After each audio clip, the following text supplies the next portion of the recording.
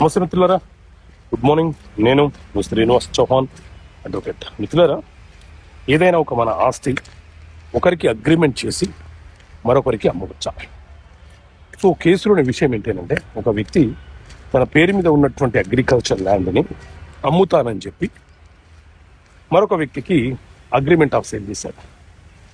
Agreement of sale చేసిన తర్వాత ఆ వ్యక్తులు రిజిస్ట్రేషన్ చేయమని అడిగితే కొంత భూమి చేశాడు, మరి కొంత భూమి రిజిస్ట్రేషన్ చేయలేదు. దాంతో వాళ్ళు ఏం చేశారు అంటే, కోర్టులో, సివిల్ కోర్టులో స్పెసిఫిక్ పర్ఫార్మెన్స్ అనే కేసు ఫైల్ చేశారు. సో ఆ కేసు పెండింగ్లో ఉంది, కేసు విచారణ కొనసాగుతూ ఉంది. సో ఆ విషయాన్ని ఈ ఆస్తి హక్కుదారుడైన వ్యక్తి దాచి మరొక వ్యక్తికి ఆ భూమిని అమ్మివేసినది.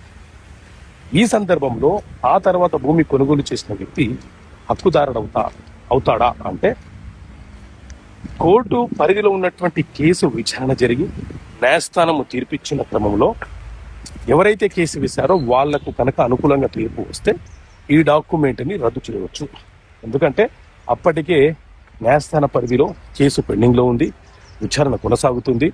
స్పెసిఫిక్ పర్ఫార్మెన్స్ అనే కేసులో కనుక కేసు వేసిన వ్యక్తులకు అనుకూలంగా ఆర్డర్ వస్తే ఆ తర్వాత చేసే ట్రాన్సాక్షన్స్ ఏవైతే ఉన్నాయో, అంటే కేసు పెండింగ్లో ఉన్నప్పుడే భూమి హక్కుదారుడు ఇల్లీగల్గా చేసినటువంటి ట్రాన్సాక్షన్స్, సప్రెస్ ఆఫ్ ఫ్యాక్ట్ దాచి వాస్తవాలను హైడ్ చేసి చేసినటువంటి అగ్రిమెంట్ కానీ సేల్ డీడ్ కానీ చెల్లుబాటు కాదు.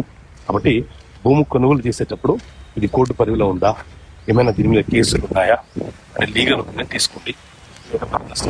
ఉంటుంది. సో ఇలాంటి చట్టపరమైన అంశాలు మీకు తెలియపరచడం కోసం చట్టపరమైన సమస్యలకు పరిష్కారాలు అనే పుస్తకాన్ని మీ ముందుకు తీసుకొచ్చాను.